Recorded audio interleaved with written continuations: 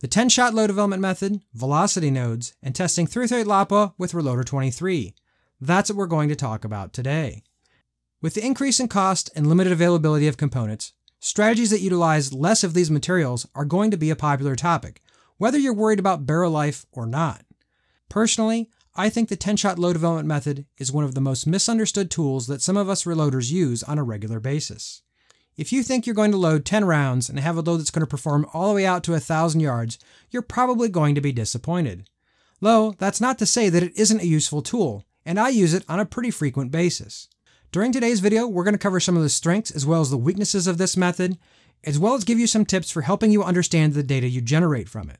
By the end of today's video, I hope you can understand whether or not it makes sense to utilize this method in your load development process. The first thing you need to know about this method is that it requires a chronograph. I'm not going to tell you which kind of chronograph you have to have, but you need to be able to accurately measure the speed of your projectiles.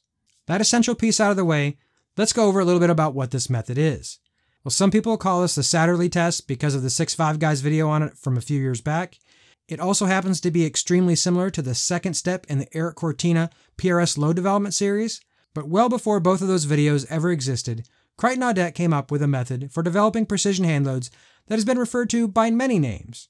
The incremental load development method, the ladder test, the 20-round string method. No matter what you call it, let's break it down into these 4 steps. Step 1. Find a published load data source for your caliber and projectile combination. Our primary example today, I'm going to be relying on Sierra load data since we're going to be using a 250 grain Sierra Match King. Step 2. Based on your cartridge volume and the number of cases you plan to use for the test, develop a reasonable increment to load in. For example, if you were using 6.5 Creedmoor, a typical charge weight is going to be around 40 grains. For that type of a charge weight, I generally load in 0.2 grain increments. If you were loading for 30-06, typically max charges are in the 60 grain area. For that, I would load in 0.3 grain increments. But for our case today, it's 338 LAPA, and the max charges can range anywhere between 85 to 100 grains. So for our example today, 0.5 grain increments is what we're going to be utilizing. How big of the load area you'd like to cover, as well as the number of samples you want to test, will come into factor when you choose the increment which you want to load in. Step 3. Determine the max value we're going to test. To determine the max value we're going to test, I find out what the maximum published load data is, and then increase it by 1 increment from step 2. So for today's test, I'm using 0.5 grain increments, and our max charge is 84.5 grains. So ordinarily, I would be loading all the way to 85 grains. But since I haven't tested this combination before, I'm going to be erring on the side of safety. I'm actually backing it down to a maximum charge of 84 grains. I normally wouldn't encourage you to load above max, but testing just 1 increment above that max charge weight should give us an idea what kind of safety margins we have built in. We don't want to end up going to the range on a hot day and finding out we're right above that maximum pressure which we can stand and start popping primers. That would certainly make for a bad day. Step 4 is to actually determine all the weights that we're going to test. Starting at that maximum value from step 3, and then backing down in the increment value we picked in step 2. We're going to load 1 sample at each charge weight. If you're following the name, you'll have 10 rounds, though it's certainly not written in stone. If you'd like to test more, there's no reason why you can't. Another modification of this test, which you certainly can do, is to load 2 or more at each one of the charge weights. The only thing I would encourage you is to make sure that your lowest charge is well below your published max value, just so you don't run into any pressure problems when you first get started. Choosing the cartridge overall length you want to test can be one of several different methods. You can find jam and subtract 20 thousandths. You can load magazine length if you can't get to jam, or frankly, you can use the book if it makes you feel better. But load those samples, fire them off, and then we need to talk about our test results. The Sierra data for the 250 grain Match King is calling for 84.5 grains of the Reloader 23. But frankly, they're using Nosler brass as well as Winchester large rifle Magnum primers. We are not. We're reusing Herter's brass, which I believe is actually S&B, as well as some CCI 250s. I went to Alliance website to see if they had any comparable data, but for the 250 grain Match King, they only list 2 different powders, Reloader 26 and Reloader 33. I don't know if they feel it's too fast, but either way, I didn't want to see pressure signs today, and frankly, we didn't. When we fired these along, we started off at 80 grains and went up to 84. For the coal, I didn't want to bother finding jam, so I just went with the 3.68 inches in the book. Today, we're only going to be loading 9 rounds. Does this mean that we're 10% better than the 10-round ladder test? No, it just means we're making our decisions based on less data. But I certainly don't think it's a waste of time. Otherwise, I wouldn't do it. So no matter what you call it or how you feel about the statistical significance, let's go over 4 different things that we're going to be able to tell based on this data. The first thing we're going to see from our test today was helping us find the limits of pressure. Now we were below max, so we really didn't expect to see any, but even if we were above, we would be able to look at the different increments of fired brass and determine if we saw any pressure signs that made us nervous. Sierra estimated at 80 grains, we would be at 2750 feet per second, and we are, right on.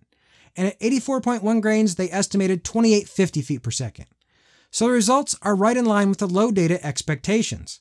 This rarely occurs, but that's what happened in today's test. But what if we weren't so lucky? What if we had to disassemble 25 rounds out of our 50 because they were too high a pressure and that's not safe? To me, that's a huge waste of time and components.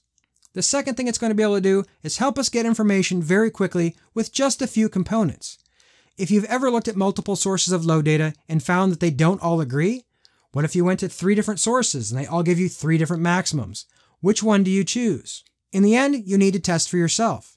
And not just for maximum pressure, but what about minimum speed? I know the first testing I did with Superformance and 6.5 Creedmoor, the velocity was well below my expectations. The published data that I saw said I should expect 2800 feet per second, but I had only achieved 2667. You can't always count on the book velocities being correct, and frankly, you just don't know without testing.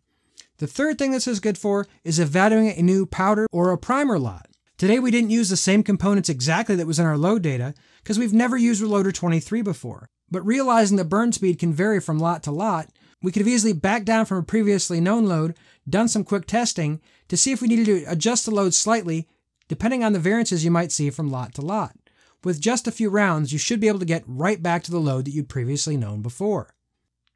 The fourth thing this method can be used for is finding component combinations that just don't work together very quickly.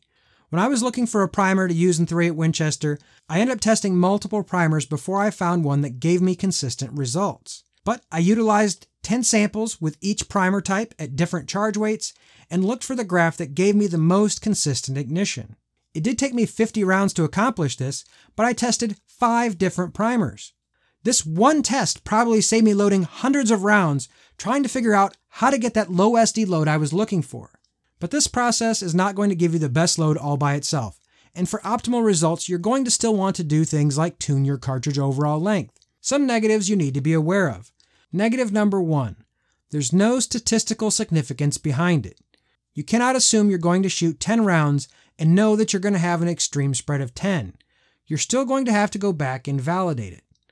Just because they call it a 10-round load development doesn't mean the load development is complete after 10 rounds. Number 2, it relies on a very consistent reloading process. If you're not super familiar with reloading and you don't have great confidence in your process, you can't expect that this magic step is going to solve all your issues. Being able to size cases consistently and set consistent neck tension is going to be a requirement if you expect good results out of this test method. For those of you that only want to look at the statistical downside of this process, I would like to show you the following chart. Now this chart is based on 5 samples at each charge weight and is plotting the standard deviation over various charge weights. We can see that certain charge weights have higher standard deviations and certain charge weights have lower standard deviations. Even if it doesn't show you exactly where the lower standard deviation loads are, it's going to help you avoid those higher standard deviation loads because we are going to want to avoid the transitions. Looking at our chart from today, even though we had 9 samples, I believe that there's some good data on this chart. Starting at 80 grains, we can see from 80 to 81, a full grain in this case, our extreme spread on 3 rounds was 1 foot per second. Creeping up to 81.5 grains, it only increased at 10 more feet per second, but going up to 82 grains, that extra half a grain got us 27 feet per second. So I would call that a velocity transition. This is the area I think that we should avoid. So if a lower velocity is acceptable, 80.5 grains looks to be right in the middle of a very nice node. If we're looking for higher velocities, we can see up at our 83.5 and 84 grains, between those areas we only had an extreme spread of 5 feet per second. There's certainly a higher likelihood of finding good load up there, though no guarantees.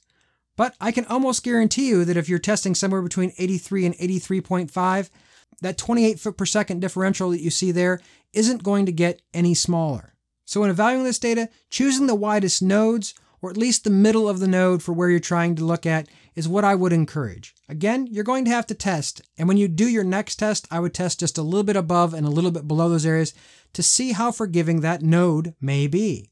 More samples is going to be required, but at least you didn't waste all the rounds you would have wasted around the areas of which there's very high transitions and likely would have given you very high standard deviations of which you weren't interested in. For those of you interested in the groups, I'll show the group on the screen and you can see the 9 shots were over 1.22 MOA. If you eliminate that top shot, it shrinks to 0.96 MOA, and if you eliminate the top and bottom, we're all the way down to 0.64 MOA.